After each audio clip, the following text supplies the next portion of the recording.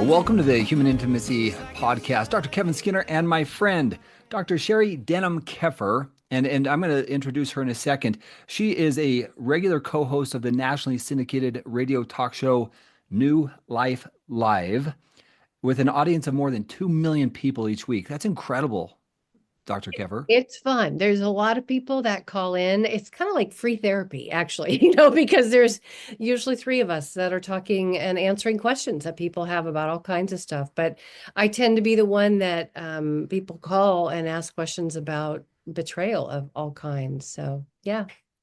Well, and you are the author of Intimate Deception, Healing the Wounds of Sexual Betrayal. I just want to make our listeners aware of that. Dr. Keffer and I met back in 2016. We were in Seattle, and I was just being brought on as a faculty member for the International Institute of Trauma and Addiction Professionals. And she came up during a break and she said, "Oh my gosh, you're doing what I want to do, and I'm doing." And so we started talking about gaslighting. We started talking about something that she was working on and passionate about, and I was passionate about it. And we have done some collaborative projects since then. And I wanted her to come on the show with me today just to talk about some of our experiences related to gaslighting. We're going to talk a little bit about some of the common mistakes that people make when they attend therapy and some of the things that you can expect from a therapist to really get a positive outcome. So, Dr. Keffer, welcome. Thank you. I appreciate it. And I will never forget that training that we were in together, because I remember listening to you thinking, this guy is really passionate about betrayal and about partners, and like, you got it.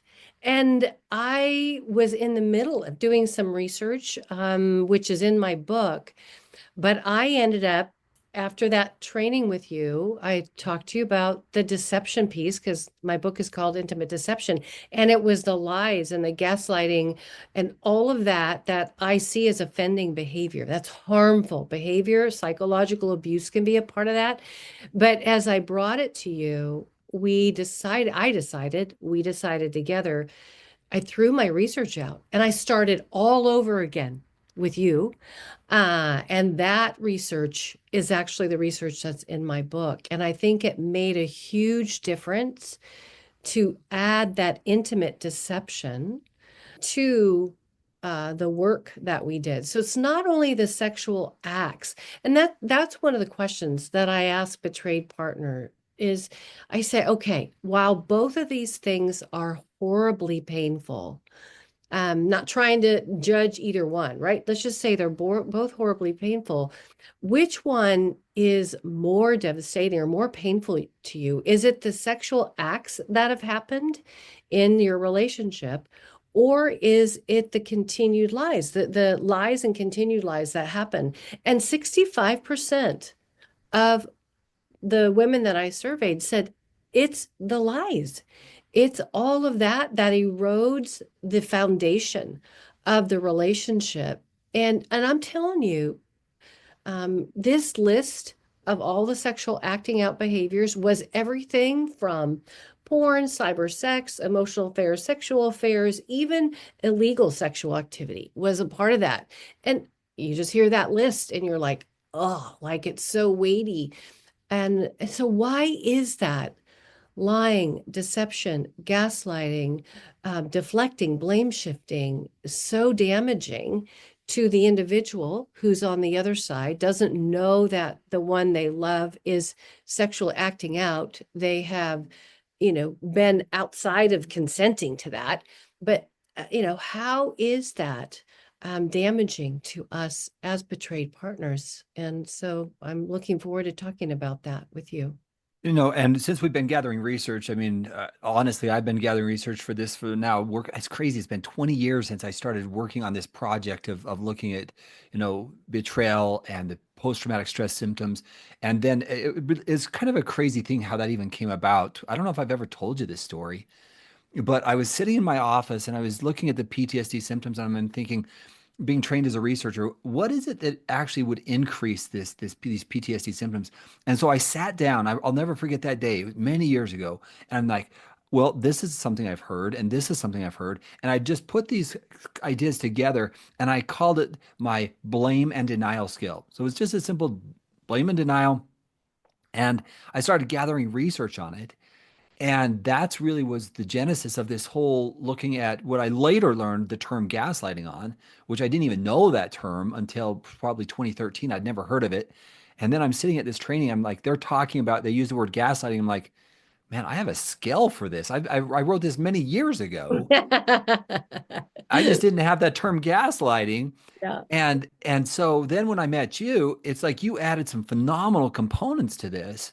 On looking at the deception and the gaslighting, and adding things like financial deception as a part of the acting out, right? And I think just that collaboration was really helpful for me and for the scale that now literally thousands of people have taken that a new and improved scale on gaslighting. And I think it's influenced our work and it's influencing our whole field because now we're starting to gather research about the long-lasting implications of gaslighting. Yeah.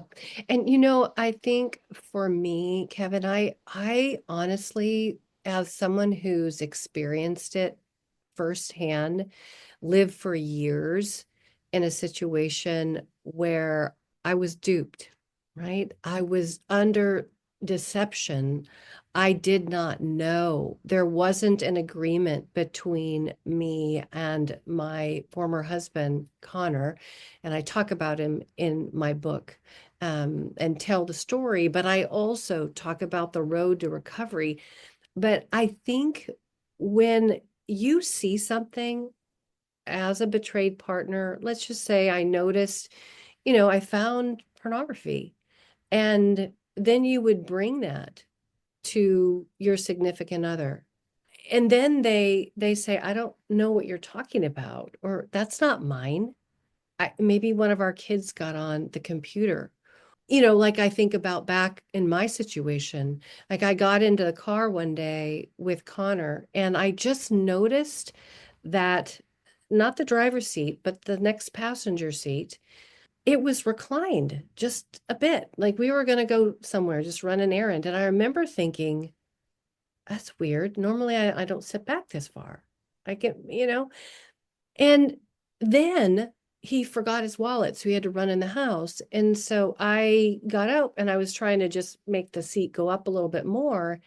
And I noticed a long black hair on the headrest. And immediately, like, flashed through my mind, okay, like, could that be one of our staff? Because he was a pastor and we had staff that served along with us. And I'm started thinking about the gals that had long black hair. Maybe that was Cynthia. Maybe it's, you know, and then my whole body went through a reaction. I felt numb. I could just feel like the blood drain out of me. And then Connor started coming back out. And you know what I did? I just swallowed all that pain like a coyote swallows rancid meat. It Hmm. just went so deep inside of me. I didn't know what to say. I was afraid to ask. And I had other times where I had caught money, missing out of an account. And he was like, our bank account, like $200 coming out, $200. And he's like, I don't know. I don't know where that's coming from. And there were times that he owned, like I would find him 900 number lines. He said, yeah, I made some calls. It's a sex line. So between him admitting to sometimes and the other times, the $200 was for a prostitute. And, I didn't know what was true. And between the lying, the hiding, the denying, the blame shifting, making it about me, so often we feel the one we're with will say, you're just getting triggered. I don't know, or you're just jealous, or it's always something, there's this quick answer and it comes so quickly. And then you begin to question yourself. You begin to go, well, maybe that is a trigger and I need to, what am I doing? And then we turn inside trying to figure out, we actually turn ourselves into pretzels in order to try to figure out what is going on and to make sense of it. And oftentimes the pretzel gets focused inward because that's the only thing we can trust is, well, maybe it is me, instead of it's not you, it's what's happening around you. That is so disorienting. And what generally, at least in my experience, what happens is you begin to question everything that you think you understood. And am I seeing this right? Am I not seeing it right? And there's so much confusion that when you do finally find out what is really happening, at least you think you know what's happening, that's when I see the deeper rage. And I also see people shutting down because now they're like, I thought I knew, and now my instincts are off and I can't predict this. Now what do I do? Because I can't trust myself, my own feelings, because somehow I missed it. Or I had the instinctive response that I knew what was going on, and I did try to confront it, but they lied to me. They looked me in the eyes and lied to me. Yeah, And totally. that's where we see the deeper levels of trauma manifesting. And that's what our research shows. You have deeper levels of trauma when you have higher elevated levels of gaslighting, what you just described. And this is the crazy thing, and I love that you mentioned the word rage because you know what? I think as betrayed partners who get spun out, we get mad. We feel enraged. We go from 0 to 100 in a nanosecond because whatever's being put on us, like our gut, our whole body is like, what? No, no, and when that happens again and again and again, it's like volcanic. We just get more enraged. And this is what's even more painful is we go in for help and now we're sitting there in front of a trained therapist or counselor or clergy, and we're fit to be tied because of all the gaslighting and the minimization and the blame shifting. And so we go in, and this has happened to me, going into a session where there's gaslighting that's going on, and the one who's acting out, right? Calm It as a cucumber. Yeah, they're making it, well, I just, every time I talk, she gets upset or defensive. And so it's happening right there. And then I would react. And then I have been shushed. Mm. Whoa, whoa, back up, back up. You need to calm down in here. And even the clinician begins to see me as the one who's got some quote unquote issues and isn't really seeing the harm that is happening right under their nose. And they're also duped, and they can align, I'm unknowingly align with the one who's deceiving and blame shifting and hurting me. And that just feels so like it's another level of crazy making when I'm reaching out to get help Yeah, and being I missed. have a term for that one. I You was sitting, do? I What is it? do. What is It's it? social gaslighting. Okay, say more. Well, put it in the context. So now I've done it in this relationship between me and you, but now I'm leading other people astray, making you look like you've got a problem. And so socially, I'm now out there, putting you out there, making you look like the bad person because I don't want to deal with this. And so I'm manipulating other people socially. So I call it social gaslighting. No, And that it's, makes so much sense. And it makes so much sense to hear about it. I've heard the phrase smear campaign, mm, which is a smear campaign is when somebody makes you look bad to other people. But what is a smear campaign? It is what you just called it. It is social gaslighting. I have a narrative about you that I'm telling families, I'm telling friends of ours, and we don't often know that is going on. I mean, I've seen situations where, I've gotten a screenshot from someone who was able to see what their, significant other was sharing to other people, and they're not talking about the truth. They're Hmm. not talking about the sexual acting out they're doing. They're not taking ownership over any of that. They're saying, oh, well, this person, she's got some issues. She's really got some anxiety problems. And if you could pray for me, brother, if you could help me, if you could. And so then people begin to look again at the betrayed partner as there's something sadly wrong with her, instead of there's some secret acting out that is being hidden, and they're again unknowingly colluding with the social gaslighting because it sounds so believable when the story hasn't been honestly told. Well, and taking it in that context, I might even hear someone admit, well, I did some things wrong and I have to acknowledge that. But and then they continue, here's the transition. But if you just knew all the anger and the hatred, and I've said I'm sorry, I've done all these things, and she's won't forgive, or in some situations where it's men, they won't forgive. They're always angry at me. And I honestly, I've done everything I can. I've said I'm sorry over and over and over and over again. And what they're truly not doing at home is helping their partner feel felt, using that Dan Siegel phrase, feeling felt. And I think in this context, many times, many betrayed partners, what I hear them say, betrayed spouses, I just want to be heard. I want them to understand my pain. Yeah. And I have to say this, Kevin, as I just listened to you, I felt my body. Can I just be vulnerable? Yeah. I was talking to you, and my heart was pounding in my chest. Honestly, I was hearing the very scenario that you were talking about, and I can appreciate this idea of feeling felt because she wants that.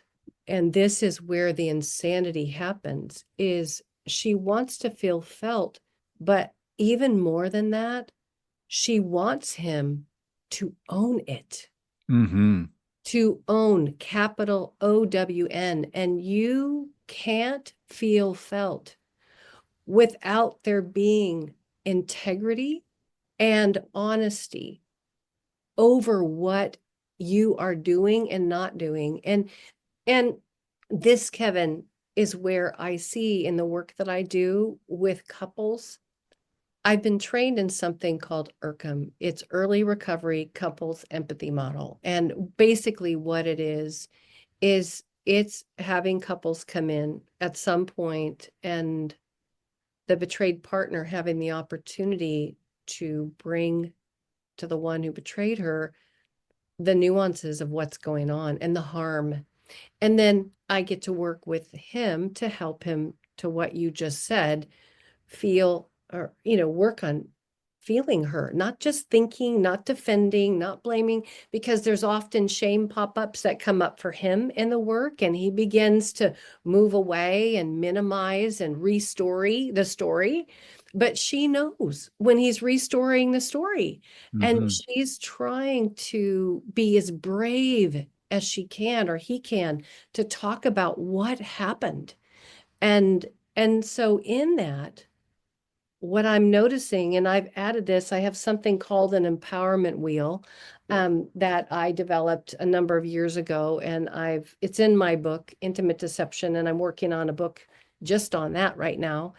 But this is what happens in the coupleship because of the shame pop-up that's coming up for him, trying to tap that down, things begin to change. And I have added the word self-deception to my list of things that can happen. It's not just when they minimize or ignore or avoid or, spiritualize or make excuses about what they're doing. There's sometimes when they're actually deceiving themselves. They're lying to themselves in order to not feel bad about the behaviors that they did, or about their own, the strategies. And I'm not even saying they're doing the strategies on purpose, but there is a scaffolding that deception serves to keep themselves intact or safe from having to be exposed and to take ownership. And so ownership, feeling felt, is like how you begin to take in the pain. And then I would say that ownership over what they've done is like a bedfellow of that, because if it's just empathy without that ownership, it falls flat, and she ends up, the betrayed partner, she or he ends up continuing to be activated, Hmm. not because they're in trouble or they're doing it on purpose. Something isn't lining up on the inside of them, and they know it. So I love the way you're describing this. So 2023, the fall of, I published a book, Rebuild Your Relationship After Sexual Betrayal. And I have a chapter in that book titled Gaslighting No More. And what I do is I actually take the questions from the gaslighting scale and I have the couple go through it, how it was manifesting in their relationship from both of their perspectives. And then we lean directly into the specific actions that you were gaslighted on or gaslit on. Because if those aren't addressed, and this is again from the research that we've done together, if we don't address the gaslighting, I'm not sure the couple can heal. They can't. And let me, I was just like, I'm with you, and I just go, they can't, because, and why is that? Why is it?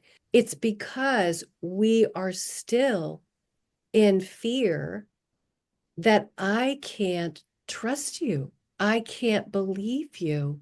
I have seen more healing happen because the one who betrayed and was using the gaslighting, blame shifting, whatever, that didn't feel good, whatever those behaviors are, has come to a point. They're not blaming it on the addiction. They're not blaming it on the alcohol. They're not blaming it on, well, I was da da da, or you and I were da da. They actually say, I did it. Hmm. Right. I was lying to you. I had a precious couple that I was working with. We went through something called a therapeutic full disclosure and a polygraph. It's a part of, what we do to help people get into truth. And it's a phase that I talk about in my betrayal recovery roadmap. It's phase 2 and 3, which is basically processing the betrayal trauma and then restoring integrity and getting the relationship back into realignment. So he was dishonest with her. He was dishonest with the CSAT, Certified Sex Addiction Therapist. He went all the way to the polygrapher and was hedging his bets that he was going to be able to get through the process. And this was a thing that he was going to take to the grave. He's just like, she'll never survive this. I just don't even want it out there.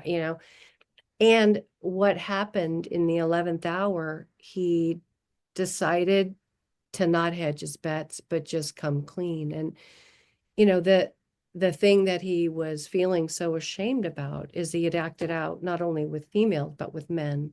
And that's not so uncommon, right? And you know that probably from doing the disclosures and not, but there was all this tremendous shame that he was like, it's just too big to get honest about. Post that, so he was brave. We ended up getting the information. We were able to share it in the coupleship, and of course she was impacted by that. They were both impacted. They continued to go through treatment, right, and care and do the hard work. And he got to a place early on where he said this to her, and I was a witness of this. He said, I knew I was gaslighting you. I chose to do that because I didn't want you ever to find that out. And I'm telling you, it was a wild goose chase that she went on based on a physical condition she got. And that one thing that one piece of information. She couldn't let it go.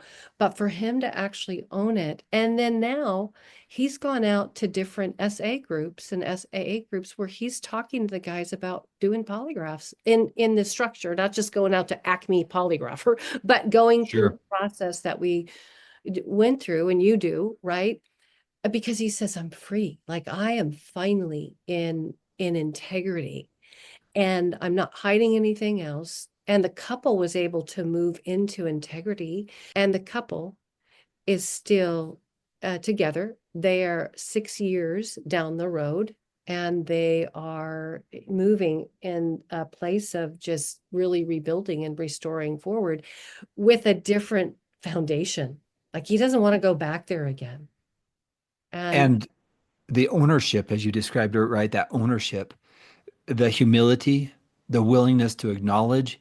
So when I have clients working through this, the capacity to say, I did lie to you. In fact, I looked you in the eyes and lied to you when I was in the thick of my behaviors. And acknowledging that and owning it, and that was wrong.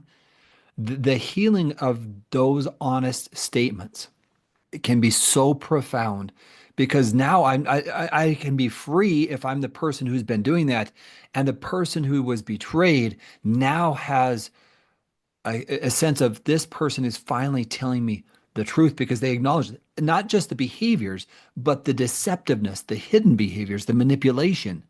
These are the things that I did to manipulate you to do certain things. Boy, when you do that, you make tremendous progress. huge, huge. And it's like a huge hot air balloon. Like that's been like that's been in that relationship. If you just imagine a hot air balloon and then one person is on one side of the hot air balloon hanging on for dear life and the other person's on the other side and there's just all this hot space in between them and it's just an impossible it's impossible for them to even hold hands and get to the other side of this. You begin to see that a hot air balloon in the basket like collapse, and then pretty soon they start coming down to earth, like they can actually get in the basket again. It lets so much out of what is in between the coupleship, and the partner feels a sense that maybe now I can begin the repair process of starting to trust what he's telling me.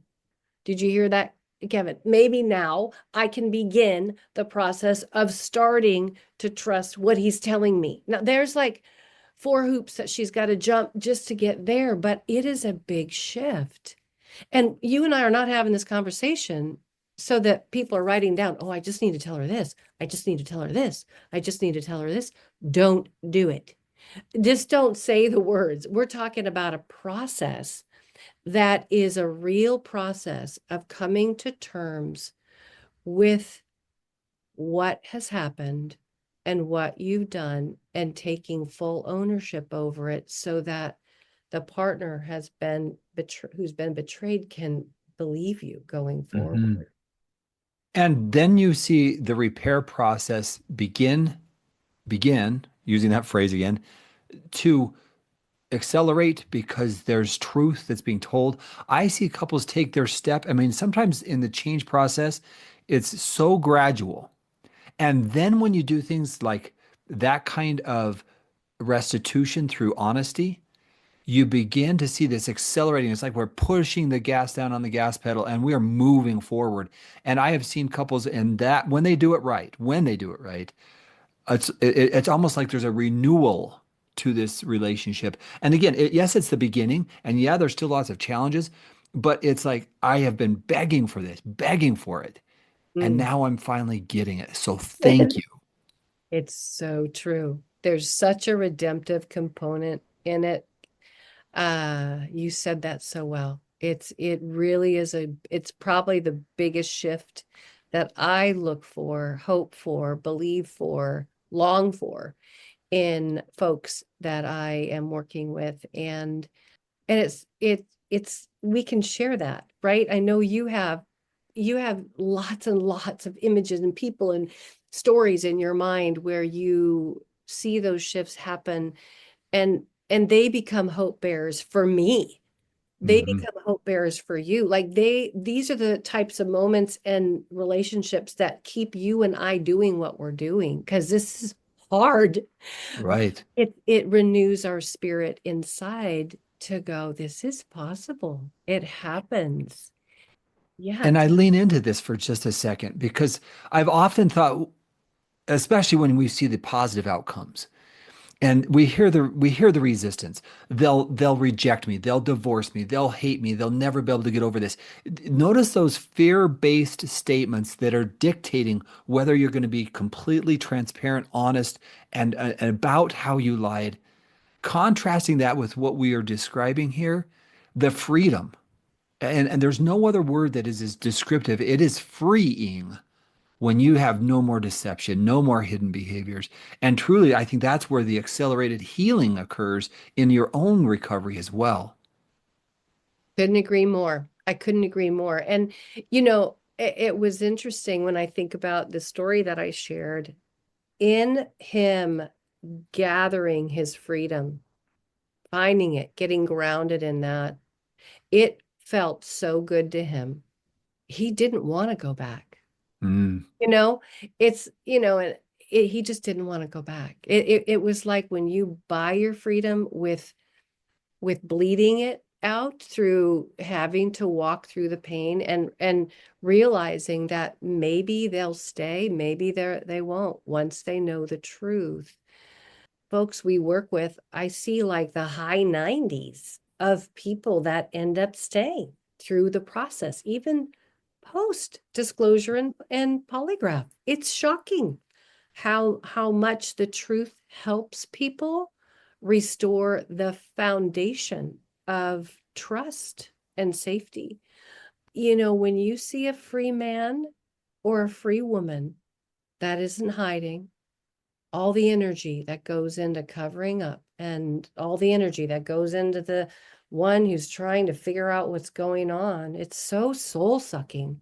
It yeah. just depletes um it depletes energy. It makes it difficult for you to focus in on what's right in front of you, on your family, on your work, on your relationship. It's like there's a hole in your boat and there's just, you know, energy spewing out. You can't function. But once that is restored, it's literally like someone has patched the bottom of this boat and we're working on building and putting steel belts around that. And yeah, we had to restore and put brand new boards down there, but we are not taking on water anymore, like we were.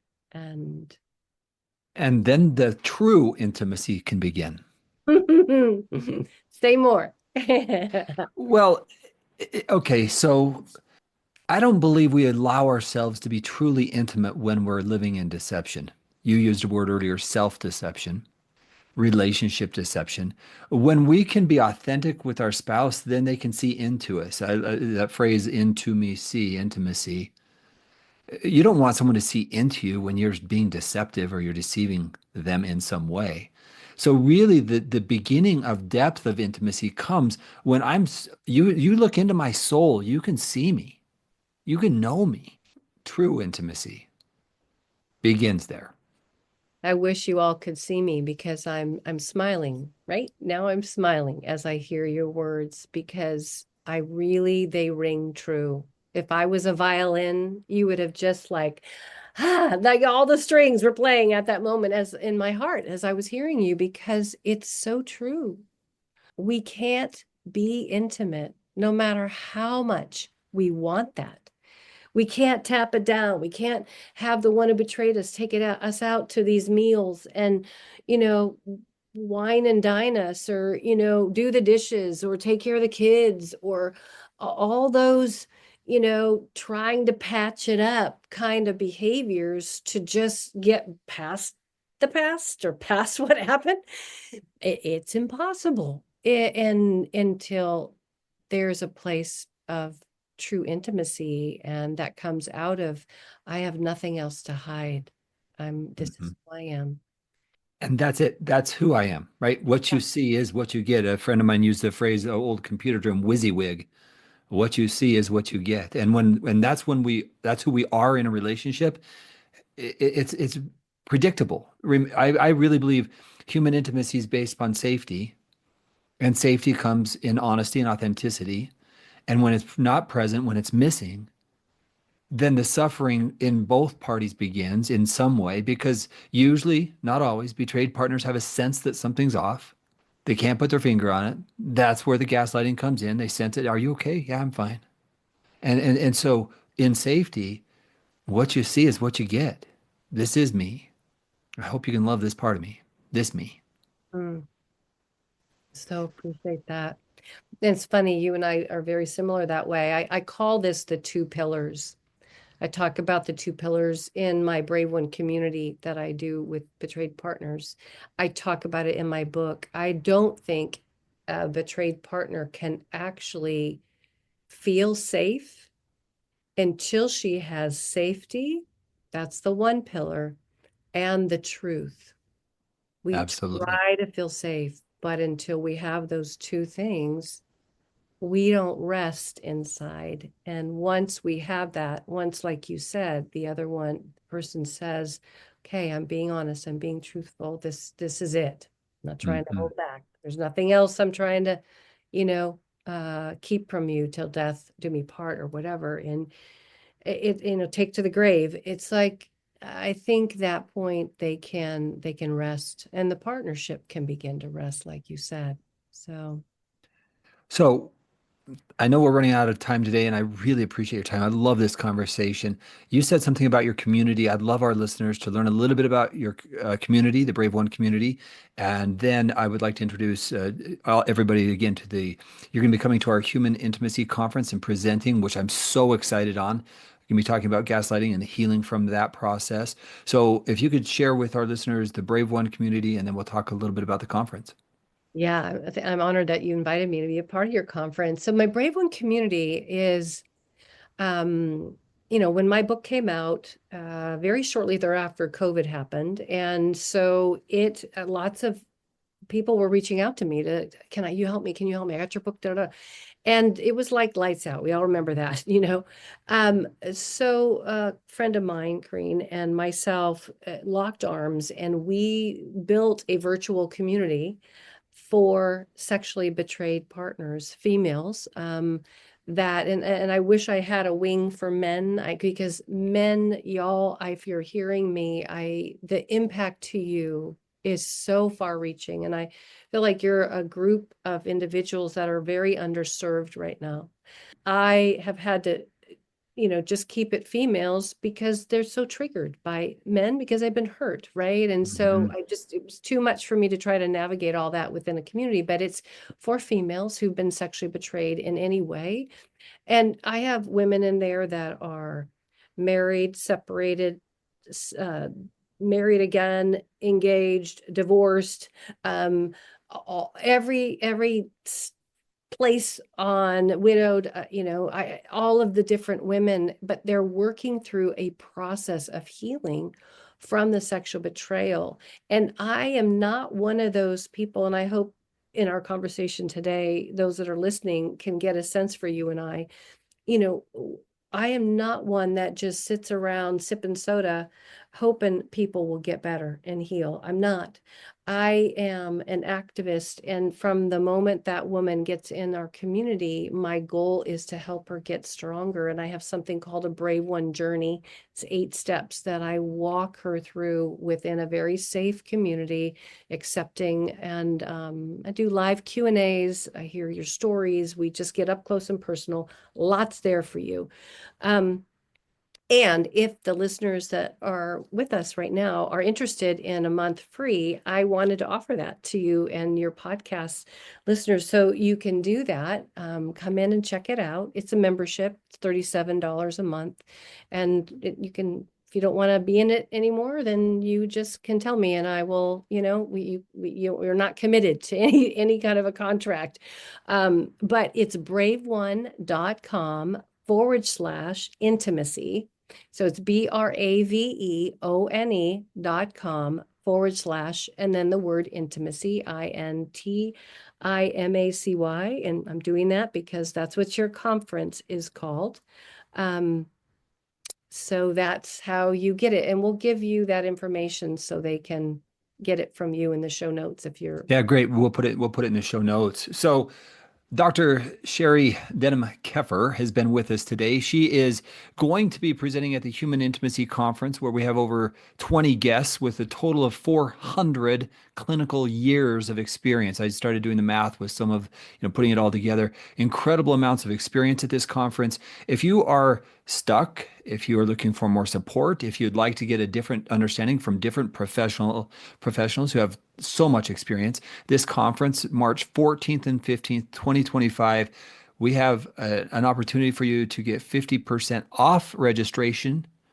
And this is for a limited time. So all you have to do is type in 50 off, and you will get 50% off of the conference fee. And you can come listen to experts who can give you extra guidance. Every session will be recorded, so you'll be able to come back if you miss something, if you want to review something. We encourage you to join us. We are going to, and I say this, I love interacting with others, and I love the professional camaraderie. And just we've already had some meetings together. These experts are excited to share. And Dr. Keffer, thank you so much for your time today. So welcome. I'm looking forward to it. All right. And now to our listeners, thank you for taking time to be with us today. Always grateful for your time. I know that your time is precious, so thank you. And we hope that today's show will give you some ideas on how to take your relationship to the next level. Thank you very much.